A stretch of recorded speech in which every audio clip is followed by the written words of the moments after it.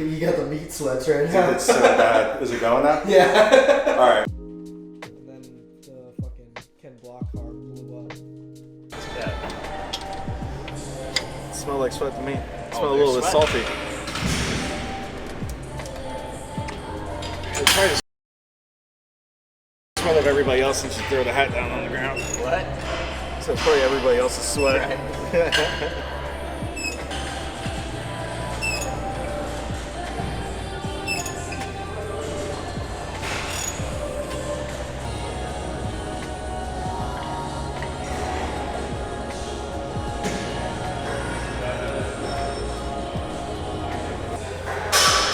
I'll tell you what, all that sweating though and that heat's been leaning me out though. Okay. You're still a chungus. I know I am. But I promise you I'm not as chungus as I was a month ago. That's called binge eating. What? It's called binge eating and eating cheesecake. Well, Because he likes to do shows and eat cheesecake on peak week. And then lies to his coach and says, he comes over, watery as fuck, weighing 20 pounds more, and he's like, no, I've been sticking to the diet, everything's good. His girl comes over and goes, by the way, Mitch ate cheesecake, pasta. No, it wasn't pasta. What was it then? I did not have pasta. It was the subetta. The what? It was just seafood soup. No pasta. With cheesecake. And wait, wasn't there a second dessert? No, it was just key lime pie. That's it. No There's nothing cheesecake. else. She didn't get a dessert? I had one bite of it. What was it? See how the things just keep adding on?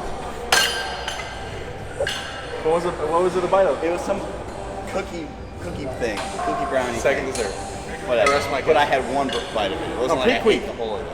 On peak week. Okay, I got you, dude. What place did you get? First and second. No, it's not first. Wait, who was in your class for the first place win? Huh? Did you have anyone in your class for the first? No. Exactly. It's first. If you ain't first, you're last. Listen to these people, Ricky. You're a winner. You got the gift. Always remember, if you ain't first, you're last. It was first. Holy shit.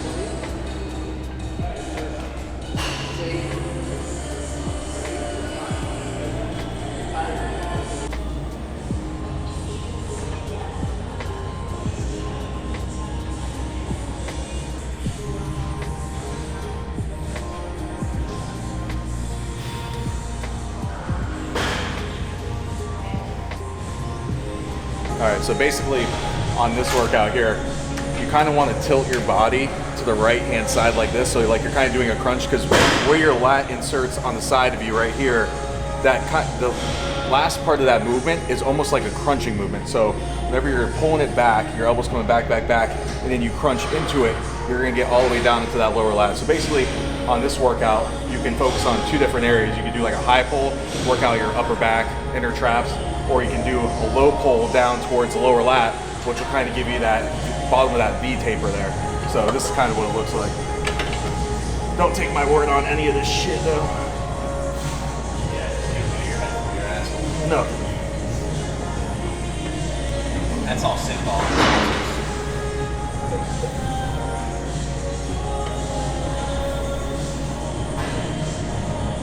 Maybe if you put a belt on like that guy said, it would help your posture. You give him the weight. I'll be able to squat 300 then.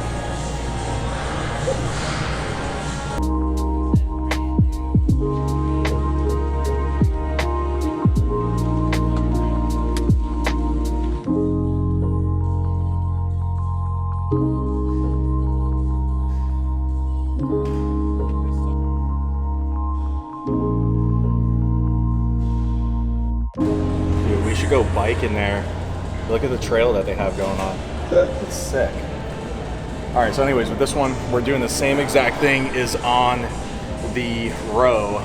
So basically what I'm gonna do is I'm gonna pull this down, gonna crunch into it, come as far back as I can. And obviously whenever I'm bringing it all the way up to the top, we're gonna let that scapula roll forward as much as I can, even though this cord is a little bit short, and repeat that shit.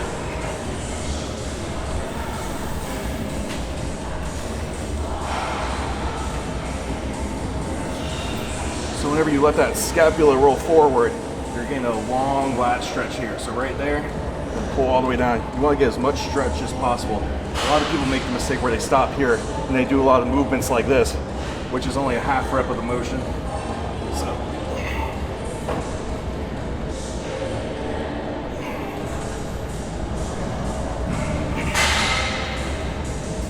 And you should feel the squeeze on the bottom of your lat if you're doing it right.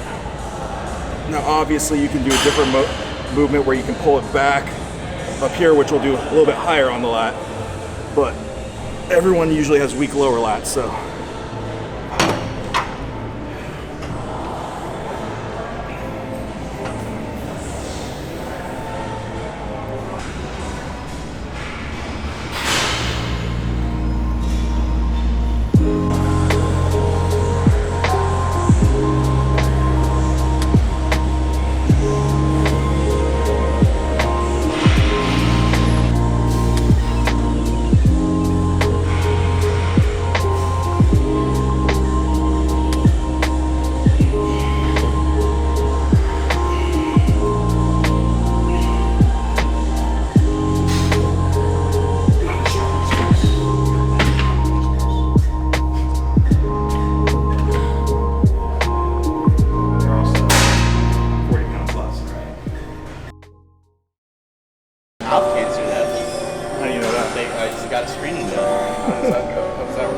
Have like this ultraviolet thing that shows like any Flex.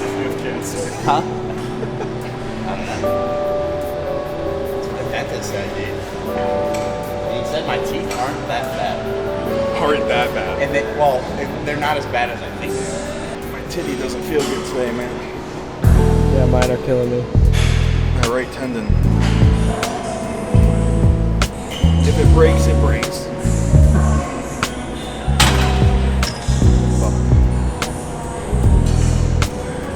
The new.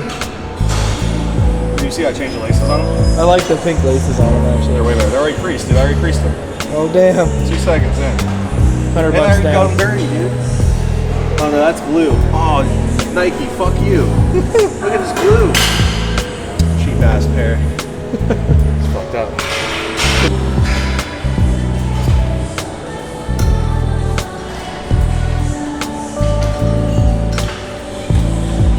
If you don't get 2 more, someone's gonna take your girl, dude. Shut up. Come on, someone's gonna take your bitch. You better fucking lift it.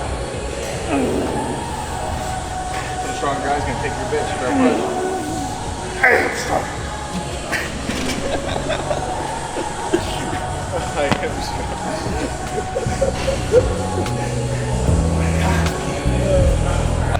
You want to lift off? No. 3, 2, 1. Sit up. Sit up.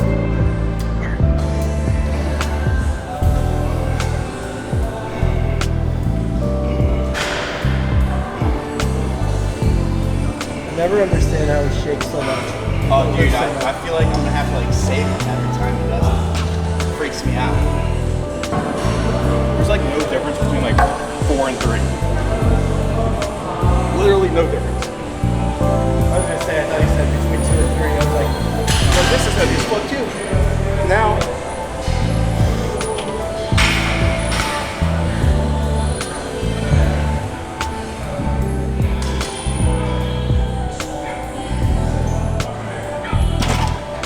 Fuck that. Nope.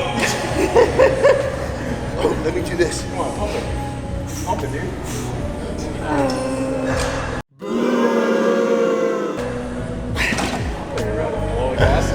I got lightheaded.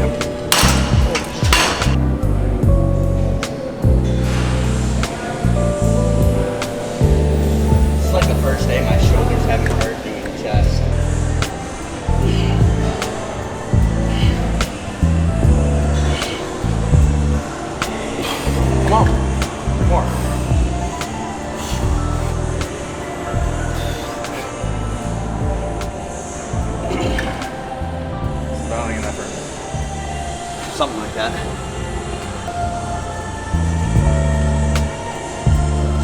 Like my stopping is 3 on this.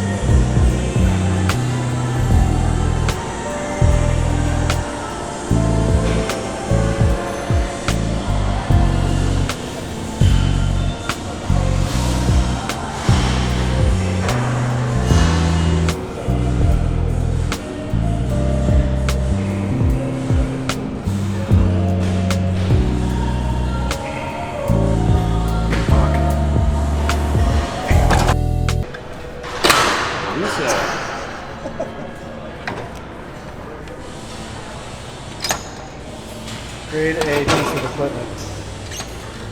Stop being strong.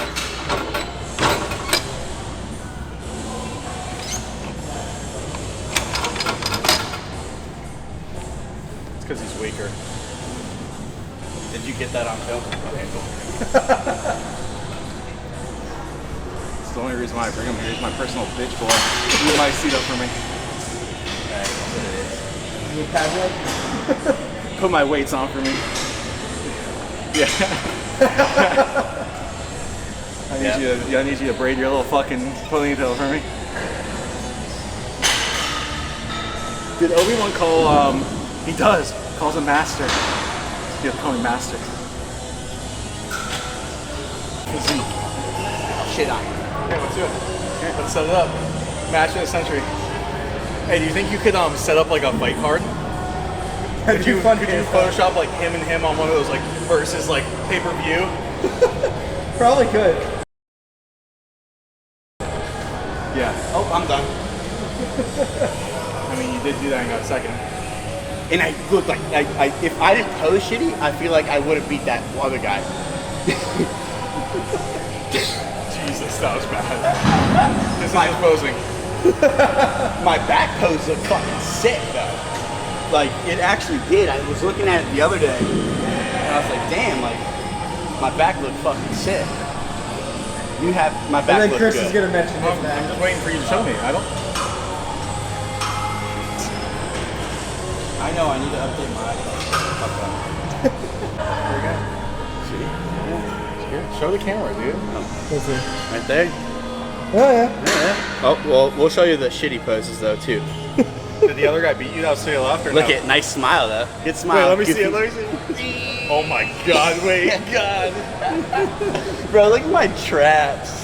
Yeah, because you're going like this. I know, dude. I was so nervous and I was so tired. Full shrug. Bro, because it was right after I posed for Classic, and then the guy's like, bro, you gotta go get your trunks, dude. I fucking had to run all the way up to the stairs, run back while all the bikini girls were just walking in front of me.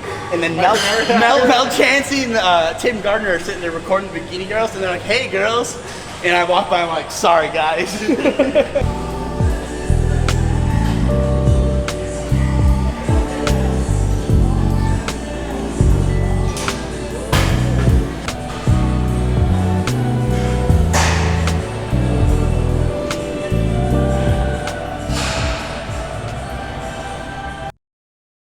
Alright, so basically, this is the beginning of my Arnold prep series. We'll see if I end up doing another show before the Arnold, because I have a tendency of wanting to diet sooner than later. But right now I'm sitting at about 240 pounds in the morning. That fluctuates from really 237 to 242. So we'll just take the mean of that, and or median. Is that median? Yeah, median of that. So around 240.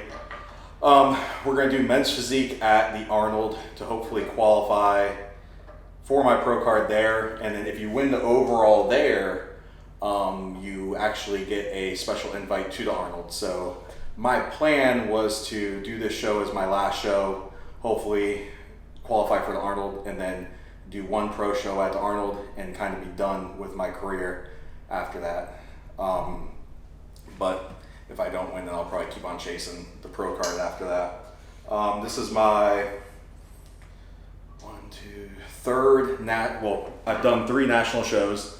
So my very first one was in 2017 at the Miami Nationals, down in Miami. It's now in Orlando now, so I guess it's Orlando Nationals. Second one was at, oh shit, no, I've done 4. Second one was at Universe in 2020. And then I did Junior Nationals 2021. And then Universe 2021, 2 weeks after that. So we've done 4 national shows. First national show got shit on. Second national show got shit on. Third national show, everyone says they get screwed, but I really do feel like I got screwed in that show. Came in 6th place, so middle of second call-outs. But if you see the pictures, it's one of those things. But I'm not going to be a sore loser. I lost. It is what it is. It's a subjective sport, whatever. And then 4th, the Universe.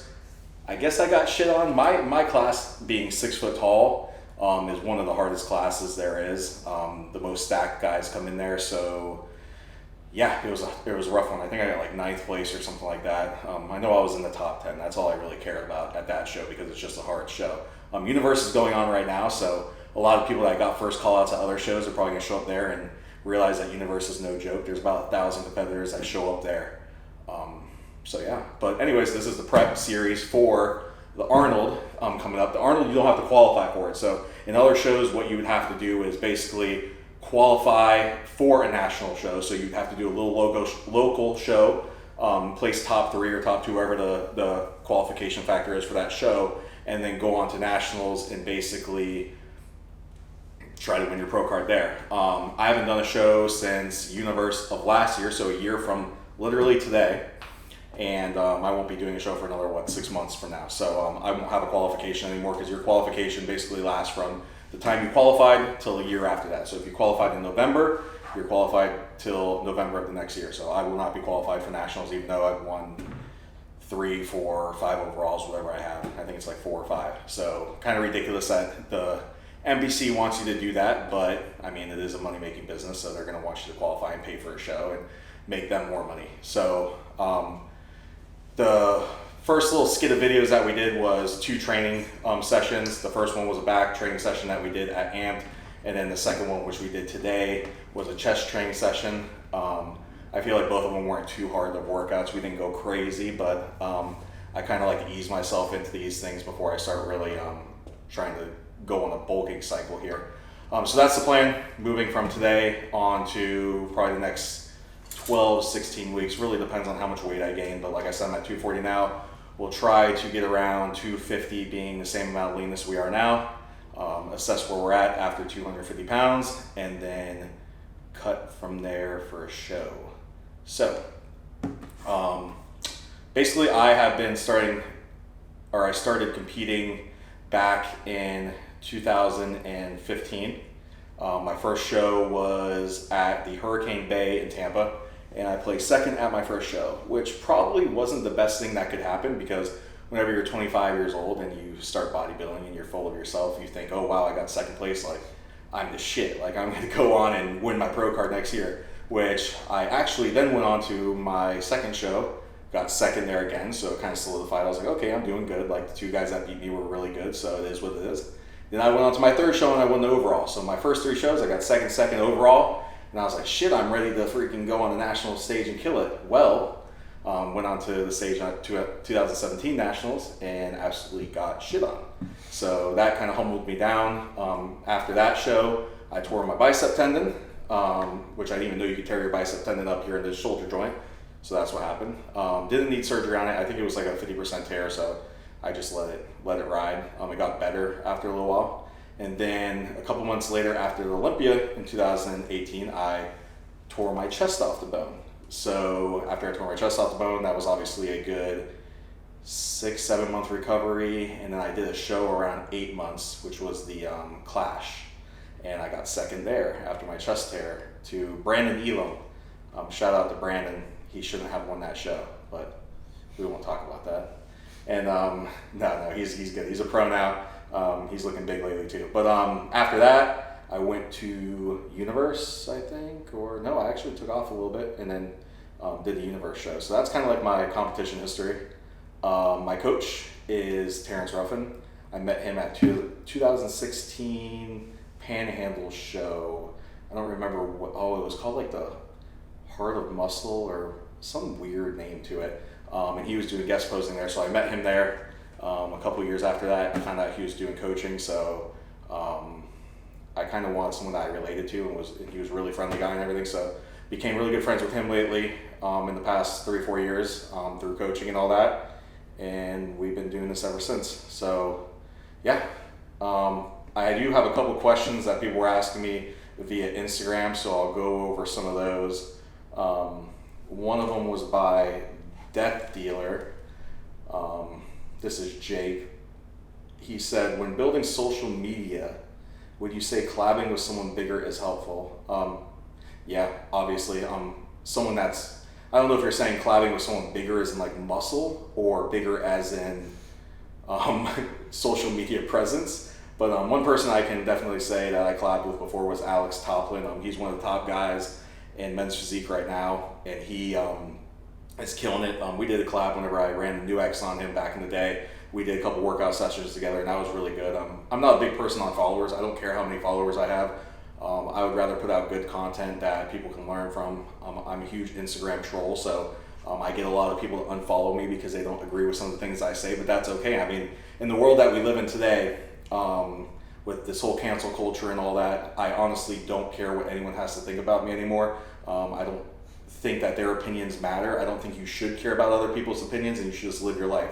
So if you have something to say it, because honestly, that's what makes this world great and this country great, is you can say what you want, and it is what it is. So secondly, Jay, my boy Jay, he just got done doing his last show, maybe of his life. We don't know. He hasn't decided yet, but he's starting a family, and that's pretty cool. So he says, how are you feeling this time, physically and mentally wise? I definitely feel my best I ever have going into a prep. I've never actually gone into a prep and done a bulking little push phase first, so this will definitely be really good for me. I've taken a year off already, so this is the first time in my whole competition history I've taken a year off, so that makes my body feel a lot better. I have no injuries. I'm getting body work done almost on, it's probably like a bi-weekly basis by a company called Engage Therapeutics, and Hunter owns that brand, so Hunter's been coming over to my house and doing all my body work, so that's kept me fresh.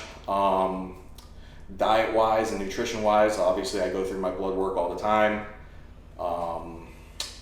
Got a supplement sponsor through Performance Supplements out of Arizona. He is creating some really good products, one of them being Vitagrow, which is basically an all-in-one vitamin for all your health needs, especially whenever it comes to bodybuilding, because there's kidney health stuff in there, liver health, heart health, so it's pretty much a one-stop shop. So that's really helped me out. Mentally wise, I feel amazing. I'm bigger than I ever have been in the off season. Yeah, I've been up to 240 pounds before, but I was really sloppy. So now we're a lot leaner than we were before. But mentally, I am in no rush. Before, I was always in a rush and worrying about what I looked like before getting to a certain weight. Now I don't care if I'm Chungus. I really don't care if I'm gaining weight. It is what it is. I've realized that over the years that if you rush this process, you're probably not going to step on stage as nice as you would like to. So this time I'm just letting the process take me, not rushing anything. And I think that this year we'll see a big difference compared to all the other years of my progress from show A to show B.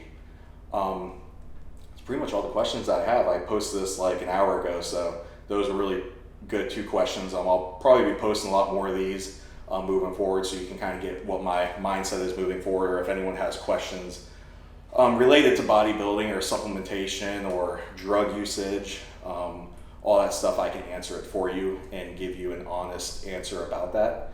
Am I going to be talking about my own drug use or anything? Probably not. Just so you guys know, I'm prescribed testosterone. I have been since I was 25 years old. I got my blood work tested when I was like 25, and my natural testosterone was like a 3 something. And there was other blood tests where it was down to 2 or 100. So I got prescribed testosterone. I have been taking around 150 to 200 milligrams religiously for the past 6-7 years now. So it is what it is. But other than that, really, there's nothing much more to my plans. Now, whenever I do competition preps, going into shows, there's a little bit more stuff added into it, but I've never been a big proponent on using a bunch of stuff. I think that just hinders your health later on, and it's probably not a good idea, especially whenever you're doing a sport that's based on health and longevity. A lot of people think that if you push the envelope, you're going to be better in the sport, and that's not the case. Taking your time and doing it the right way is always going to be the better way. You can look at some of these bodybuilders that have been doing it for many, many years. Look at Jay Cutler. Yeah, he probably pushed the envelope a lot, but you can tell he did the right things. And he probably came off during the off season a lot of times, didn't use a lot of stuff, and now you look at him in his late 40s and he's living life, he's doing good. Then you see other guys that push the envelope, use crazy things like diuretics during shows and really didn't pay attention to their health, and they're not with us anymore. So don't ever take what your favorite YouTube people or famous fitness influencers are saying to take, because it will never help you.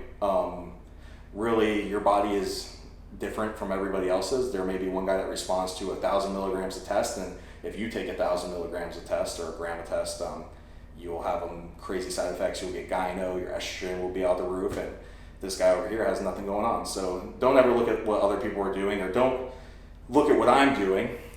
Maybe I'm eating 6 ounces of chicken with a cup of white rice for every meal of the day, but that doesn't necessarily mean that you should do that. Like I said, everyone's hormones are different.